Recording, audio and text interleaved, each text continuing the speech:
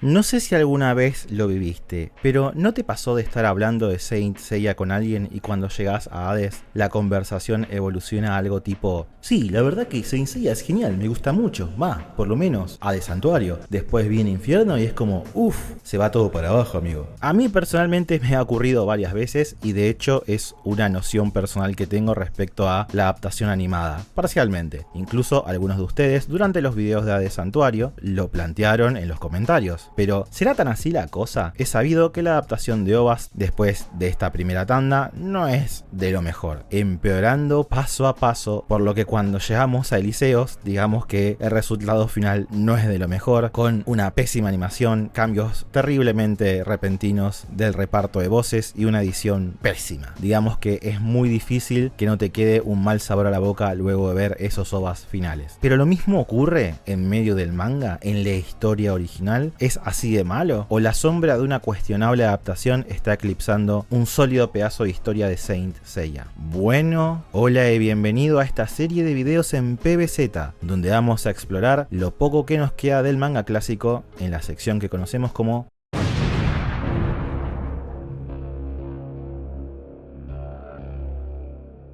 Lo último que supimos de nuestros héroes en la historia fue que Athena se fue al inframundo a luchar contra Hades y que Shion le encargó a nuestros bronceados en su lecho de muerte de ir a entregarle su armadura divina activando el octavo sentido, y es como que la tensión y las expectativas quedaron muy altas, porque si bien no conocemos ese lugar, vimos hace mucho tiempo lo que podríamos denominar como una antesala al infierno en la casa de Cáncer, y la verdad dio unas impresiones de hostilidad terribles, y además de todo eso puede que alguno de los héroes no lograra activar el octavo sentido y se nos haya muerto en el camino. Aunque seamos honestos, estos personajes ya sobrevivieron a tantas cosas que las deberían haber matado, que como lector 23 tomos después es difícil que se le cruza a uno la posibilidad de que no activen el nuevo sentido y esto los mate, como que no genera demasiada tensión e incertidumbre a esta altura. El tomo 23, Inframundo, la puerta de la desesperación, arranca con su portada. ¿Por qué con la portada? Bueno, es una muy linda pieza de arte de Jun y Seiya juntos. Nadie dice que no. Tiene sentido, a lo largo de esta parte de la historia gira todo alrededor de ellos dos, pero ¿no notáis que hay algo que no cierra acá, algo que está tal vez fuera de lugar? Así es, querida persona del otro lado, los cloth son de la tapa del santuario, una muy extraña decisión. Posiblemente arte reciclado del pasado, o tal vez una forma de conmemorar todo lo que pasaron Seiya y Jun hasta ahora. Esa respuesta la dejo a tu criterio, pero es una verdadera lástima que toda la iconografía tan particular que destaca en esta tanda de capítulos, nada de eso se vea reflejado en su portada. Es decepcionante, podríamos decir. Pero bueno, el tomo inicia con Seiya encontrando solo a Jun y yendo a una puerta al infierno que nos dice: aquellos que entren aquí abandonen todas sus esperanzas. Una buena contraposición inicial para personajes que justamente lo que los caracteriza es su perseverancia. Se siente como una prueba final, que van a ingresar a un mundo que es diametralmente opuesto a todo lo que ellos son y representan. Pero luego de caminar un rato, los bronces se encuentran un río, que es el Aqueronte de la mitología helénica, pero me encanta el detalle de que ellos lo llaman inicialmente el río Sansu, el equivalente de su cultura, dejando esta idea de que hay elementos en este mundo que son reales, como este río, pero fueron interpretados de diferentes maneras a lo largo de los siglos en distintas culturas. En medio de uno de los escenarios más tétricos, donde podemos ver figuras humanas muy realistas llorando en desesperación pero que no pueden escuchar a nadie, hace acto de presencia el espectro Caronte, la figura de la leyenda encarnada en un soldado de Hades, quien explica que solo pueden pasar aquellos que paguen un óbolo, una antigua moneda griega, y si no lo hacen se quedarán en la angustia eterna de no poder cruzar al otro mundo como estos pobres infelices, acá muy perturbadoramente bien dibujados. Los caballeros obviamente no tienen óbolos con ellos, por lo que Seiya intenta forzar el paso, pero es totalmente domado de un golpe por el espectro. Jun los detiene y ofrece un colgante que supuestamente era de su madre y que tiene mucho valor sentimental para él. El guardián de este río infernal acepta el trato, pero a medio camino, en la parte más profunda, Caronte lanza a Seiya a las profundidades y es atrapado por los muertos que lo quieren terminar de hundir, ya que el pago de Jun es para una persona y al ser dos, solo les alcanzaba para medio viaje. Por suerte, Jun salva al Pégaso y dejan caer al espectro al agua luego de un fuerte ataque. Pero la situación no se resuelve tan fácilmente. Sin el remero no podrán llegar al otro lado y divagarán por siempre, por lo que se ven forzados a rescatar rescatarlo, pero este último, como bien sospecha Seiya, los termina traicionando, noqueando al protagonista en un instante. Lo interesante es que este espectro se sorprende por los ojos de Jun, quien luego de dicha traición todavía no perdió la fe en la gente luego de todo lo que acaba de pasar. Esto conmueve a Caronte, ya que es la primera vez que ve a alguien sin ojos podridos llenos de odio y ambición, y les promete que los llevará a la costa e incluso devuelve su pendiente a Jun, pero les explica que, como espectro que es, luchará con ellos en la costa en buenos términos. Naturalmente, porque esto Saint Seiya, el villano, termina siendo one-shoteado por el Pegaso, a pesar de que este último había tenido un montón de problemas antes desde el primer momento en que se vieron. ¿La razón por la que logró ganar tan fácilmente ahora? ¿Razones en Saint Seiya? Por favor. Lo bueno es que el villano cae en su barquito y se va a la deriva en vez de haberse muerto y ser desperdiciado.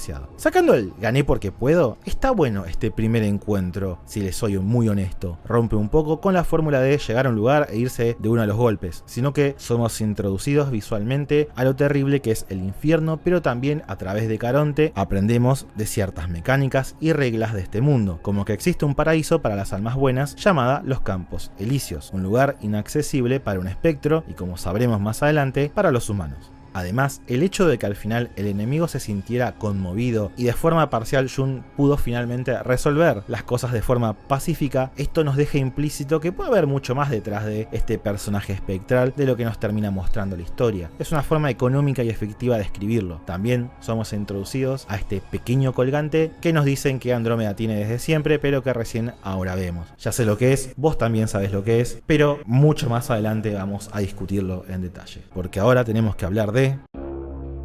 En el capítulo siguiente, nuestro dúo, luego de caminar por mucho tiempo, llegan a un extraño lugar, un tribunal donde las almas son puestas a prueba para decidir en qué infierno o prisión terminarán. Tenemos una pequeña escena cómica donde un guardián espectral les pide a nuestros protagonistas que se callen mientras esperan su turno, pero Seiya, resfriado debido a que se cayó al río, estornuda un montón y hasta provoca al pequeño enemigo tirándose gases a propósito, haciendo que, cuando aparezca su jefe, lo regañen. Es interesante la secuencia. Por un lado, es un pequeño momento de calma para los personajes luego de todo lo que pasaron y todo lo que les falta por pasar, pero me parece peculiar ver a un Seiya con caras como esta o esta. No es que se sienta fuera de personaje, pero debido a que la historia se enfoca tanto en ir de combate en combate y drama en drama sin parar, se volvió una rareza a esta altura del partido ver esa faceta del protagonista, y seguramente le va a hacer ruido a más de uno. Además de que, bueno, va a ser la última vez que lo haga. Para que te hagas una idea, la última vez que recuerdo verlos bromear así fue durante el tomo 7, cuando hospitalizaron al Pegaso. Si recordás en el manga otro momento así posterior, te pido que me lo pongas en los comentarios. Pero bueno, al entrar en escena el representante del juez infernal Minos, volvemos al tono más característico de la historia. Este nuevo enemigo, Lune de Balrog, muy educadamente los calla y les pide que esperen mientras busca en un libro mágico los pecados que cometieron en vida nuestros protagonistas para definir a qué infierno enviarlo. Naturalmente no encuentra nada en su libro, ya que están vivos, por lo que naturalmente les vuelve a preguntar quién carajo son, y Seiya contesta con un grito poco característico en su tonalidad cómica, y nada, le dice que es un caballero de Atena. Ante dicho descubrimiento, Lune utiliza una técnica que le permite ver los pecados de Seiya en el momento. Además de ver el último cameo de Miho en la historia de Pequeña Llorando, vemos todas las acciones que el personaje ha realizado que el espectro considera pecados desde que es un niño, desde matar insectos hasta todas sus peleas a lo largo de la historia. Acá es donde Seiya cuestiona que sus combates fueron en defensa propia y en el nombre de la justicia, pero para Lune eso poco importa, ya que, como nos dice el espectro, los únicos que pueden juzgar son los dioses. Irónico, considerando que él, un espectro, está haciendo exactamente lo mismo ahora. Finalmente, luego de que tumban moralmente a Seiya, es lanzado con un Another Dimension con otro nombre y empieza a caer hacia su prisión designada, un océano de sangre hirviendo donde pasan la eternidad los violentos, pero es salvado por Jun, ya que, como aprendimos en las 12 casas, la cadena puede atravesar espacios y dimensiones. Es un lindo detalle de continuidad, posiblemente la razón por la que estéticamente el ataque de Lune es tan similar al Another Dimension. Tienen propiedades similares. Posteriormente a toda esta situación, Jun pone una mirada desafiante y se notan los nervios del espectro. ¿Es por lo mal dibujado que están los ojos de Andrómeda uno en relación al otro? La respuesta es que no. El problema está en que Lune se pregunta muy preocupado cómo puede ser ser que este santo sea tan igual a él? Sin decirnos a quién se refiere, pero luego se da cuenta de que sus cabellos son de color distinto y que debe ser una coincidencia, por lo que prosigue a atacarlo. Andrómeda, durante todo este proceso, no duda en cuestionar la lógica de este lugar, ya que, según las reglas de este mundo, básicamente todo está mal. Uno para comer debe matar a un animal o cortar una planta. ¿Acaso el problema es que estar vivo es intrínsecamente malo? Ante tales preguntas, el espectro simplemente se limita a decir que esto es algo que solo puede responder un dios y a continuación descuartiza con su látigo al pobre pibe, luego de generarle culpas por todas las matanzas que ha hecho a lo largo de la trama, que hizo que se rindiera, así, sin filtro. Pero en medio de esta escena macabra, como buen hermano, replica una toma bastante icónica de Ikki y su cabeza en el suelo empieza a reclamarle al espectro que es un idiota, que cómo se atreve a hacerle algo así a él, que vaya ya mismo a recuperar su cuerpo. En medio del pánico y el terror, Lune sale corriendo con la cabeza en sus manos para tratar de reparar el cuerpo de esta misteriosa entidad que se ha apoderado de Jun, pero al toparse con Radamantis, este le hace notar que cayó bajo una ilusión y que lo que está sosteniendo es su propio casco, que ya que estamos es súper metalero, me encanta. Ante estos espectros, en medio de la confusión, se hace presente el causante de dicha pesadilla, Canon de Géminis, y con él un combate está por iniciar. Por su parte, en el tribunal, los dos santos de Atena despiertan sin tener una idea muy clara de qué acaba de ocurrir, pero no dudan ni un segundo en seguir con su misión a través de los diversos niveles del inframundo. Este segundo encuentro es muy interesante para mí. Nuevamente seguimos en una etapa introductoria donde podemos ver las mecánicas de este mundo. Primer paso, llegar al mundo de los muertos pagando un peaje, y segundo paso, ir al infierno que te corresponde en función de tus pecados. Pero hay ciertos detalles muy interesantes que la obra, por ahora, no responde directamente,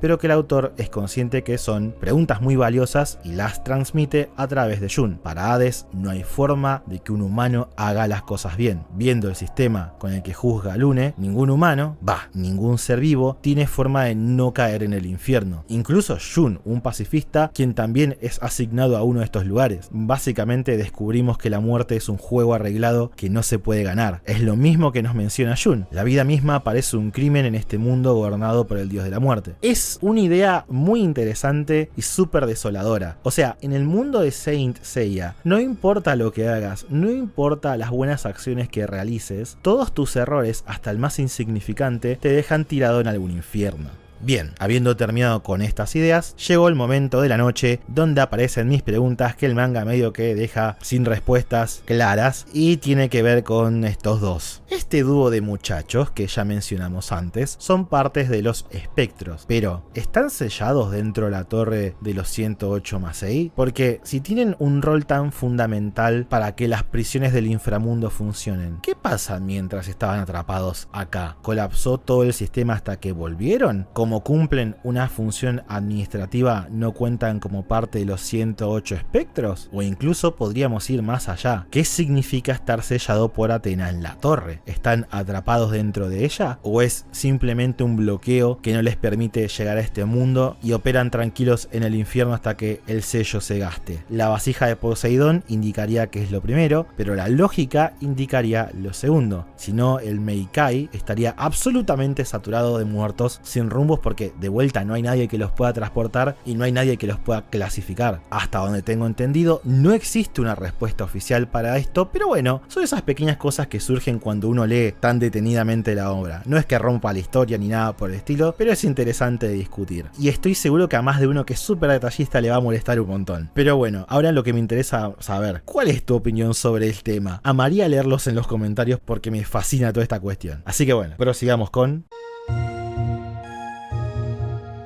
El siguiente capítulo, a la batalla canon, es para mí algo decepcionante. Arranca con Géminis contra Radamantis y Lune, quien tiene el brazo del caballero de oro atrapado con su látigo. Colchones canon nos revela que estaba por seguir a Lune bajo los efectos de su ilusión hasta la locación de Hades, pero fracasó por culpa del juez del infierno. Era un lindo plan, de hecho, me encanta. Pero llegan los bronceados diciendo que van a ayudar a Géminis porque ahora son aliados, pero este les da una golpiza enorme y pasa la gran clásica Saint Seiya. Canon les dice a los muchachos que les juró lealtad a Atena, pero nunca dijo que sería compañero de ellos, y que además son una decepción porque los hombres no lloran ni se rinden y es Ikki. Canon literalmente está repitiendo cosas que suele hacer Ikki, ha sido reducido al mismo mismo arquetipo de personaje cuando el Fénix se estaba integrando al grupo.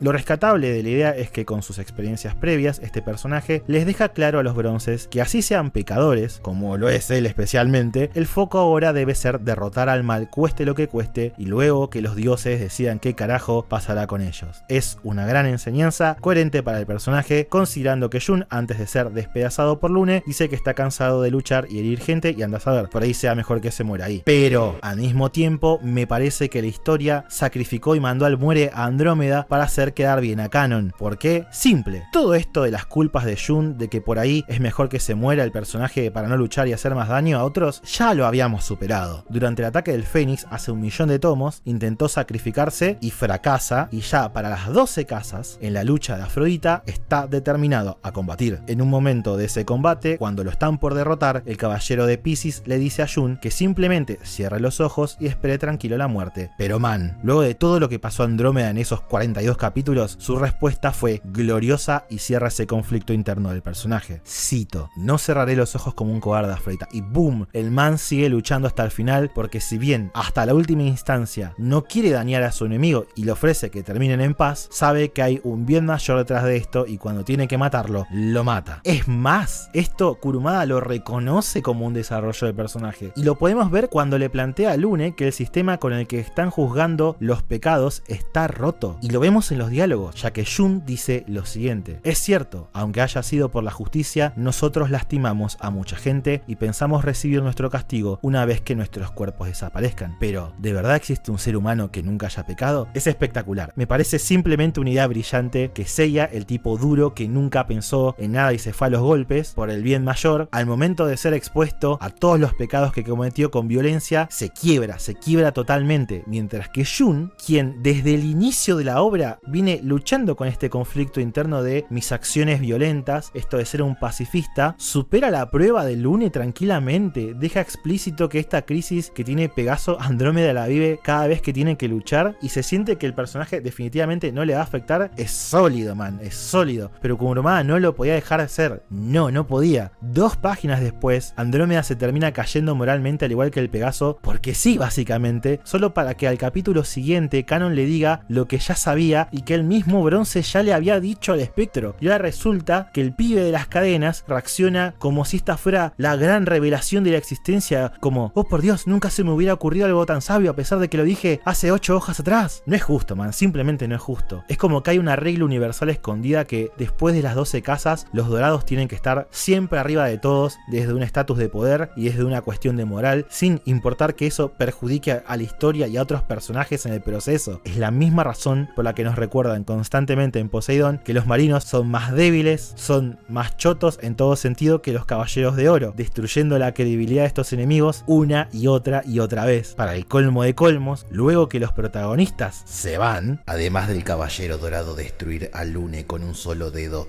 desintegrándolo totalmente, haciendo que un gran personaje que me caiga bien sea totalmente desperdiciado, sin pena ni gloria, y quitándole prestigio a los espectros como enemigos. Canon empieza a tener una discusión con Radamantis, donde el caballero de oro lo provoca diciendo que solo pudo ganar a Mu y al resto porque había un campo de fuerza en el castillo que los debilitó. Se está por pudrir todo, pero como siempre, por supuesto, como siempre, vienen unos espectros random que ni nombre tienen y le dicen a Radamantis que lo está llamando Pandora, que lo está esperando con los otros 2 jueces y que es urgente. Radamantis, al igual que nosotros, se da cuenta de que esto es bullshit forzado y se va bastante enojado a ver qué carajo quiere la muchacha. Imagino que teniendo en cuenta que en el inframundo ya todos saben que hay santos de bronce, caballeros de oro y una diosa dando vueltas libremente, me imagino que debe ser re importante y estratégico el llamado de Pandora para evitar que los jueces del infierno estén dando vueltas tratando de solucionar todo el asunto. ¿Cierto? Lo sabremos más adelante, pero la respuesta es que no. La cosa es que el Uniceja se va, dejando marcada su rivalidad con el Caballero Dorado, con quien claramente su combate va a ser el desenlace de ambos personajes, y nos queda la gran duda de si Canon podrá sobrevivir contra estos espectros que ni nombre tienen. Los va a destruir sin problemas. Vos lo sabés, yo lo sé, Kurumada lo sabe, ni sé para qué se calentó en plantear este cliffhanger. Pero bueno, siguiente capítulo. Nuestros bronceados llegan a la segunda prisión, que posee una temática egipcia, y se encuentran con un Cerberus con un diseño muy monstruoso, comiendo muertos que están sufriendo y están muy perturbadoramente bien dibujados de nuevo. Y nuestros héroes ven eso y lo primero que piensan es escapar porque ya fue todo, pero son detenidos por Fáraho de Esfinge, personaje que trata como un perrito adorable a ese terrible monstruo. El espectro, confiado, envía a la criatura para que se los coma vivos a nuestros personajes, pero gracias a Dios los bronceados le aplican al pseudo canino gigante la sacudida de su vida y el enemigo se ve forzado a intervenir con su arma musical en una muy fuerte secuencia de viñetas donde intenta arrancar el corazón de Pegaso para pesarlo en una balanza mágica que le permitirá ver sus pecados, una excelente idea para evocar el juicio de Osiris. Esa secuencia refuerza que el inframundo es una amalgamación de culturas, como ya había dicho con el río. Pero que si lo pensamos detenidamente, ¿no es un poco redundante desde un punto de vista funcional el poder de Fáraho? Entiendo que el castigo es otro, onda, el libro de Lune define en qué parte del infierno terminas, mientras que la balanza sagrada de Fáraho determina si tu cuerpo y alma desaparecen. Pero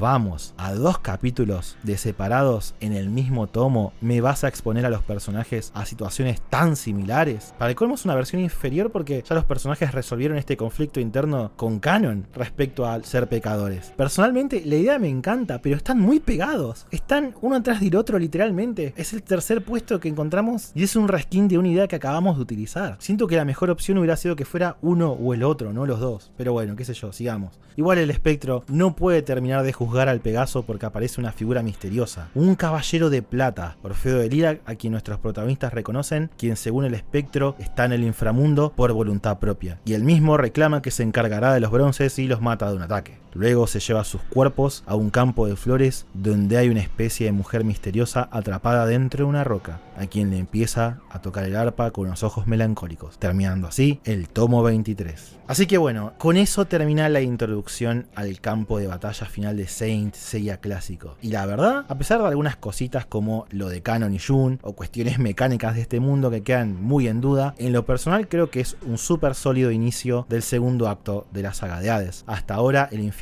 no involucionó a una sombra de las 12 casas como pasó con los pilares de Poseidón, sino que, irónicamente, se siente como un lugar vivido, un espacio con componentes y actores que cumplen un rol en el proceso que es la muerte humana. Y lo vamos viendo paso a paso. De hecho, también aprecio mucho cómo encara la muerte, porque generalmente en una historia cuando nos muestran qué hay después de la vida, como que se pierde cierta incertidumbre. Ponele, aunque Goku no vuelva en la saga de Cell, y puede ser algo triste, uno sabe que va a estar bien. Onda, ya lo hemos visto. Mientras que acá te dicen qué es lo que pasa abiertamente, pero es para mal. Básicamente, hasta donde sabemos, no hay escapatoria de ir al infierno. Es terrible pensarlo, y las ramificaciones que trae son enormes. Increíblemente, Saint Seiya, al revelar que existe una vida después de la muerte, en lugar de quitarle impacto, le suma mucho más. Ahora sabemos que los personajes que se nos van son personajes que serán torturados por la eternidad. Es muy oscuro, muy deprimente, es perfecto. Sumado a eso, hay una cantidad de misterios sin resolver todavía. No sabemos qué pasa con Hyoga, Shiryu, Doko, Shaka y Athena. Hasta donde sabemos pueden haber fracasado en llegar. Así, el historial de la obra haga que sea difícil de creer que no van a activar el octavo sentido. Tampoco sabemos qué onda este nuevo caballero de plata que se ve súper genial y que vive con su roca waifu en el inframundo. También está que hay un montón de cosas raras que están pasando alrededor de Jun debido a las reacciones de los espectros que no tienen sentido hasta ahora. Es un gancho detrás del otro sobre qué es lo que está por pasar. De vueltas, Kurumada sigue redoblando la apuesta, preparando más incógnitas que la historia deberá resolver para mantenerlo a uno agarrado todo el tiempo en esta intensa cruzada. Y también está el tema de que finalmente los espectros se sienten como el show central de todo el asunto, porque mientras en Hades Santuario fueron absolutamente opacados por los dorados traidores, acá los 3 nuevos espectros que vimos son bastante memorables desde lo estético e inclusive lo funcional. Jamás creí que avanzando en estas retrospectivas del manga clásico iba a decir, ¿sabes qué? Están muy piolas Caronte y fucking Lune, creo que son mis espectros favoritos. Pero venos aquí, pensando esa cuestión de si efectivamente Caronte es mi espectro favorito. Pero bueno, nos encontramos casi al final de este viaje y nos estaremos viendo la semana que viene. Sí, la semana que viene con otro análisis del manga clásico de Saint Seiya. No paramos hasta el final, así que si es la primera vez que ves uno de estos videos, te invito a suscribirte y dale esa campanita por favor y toda la wea que terminamos Hades antes de lo que vos crees. Chau.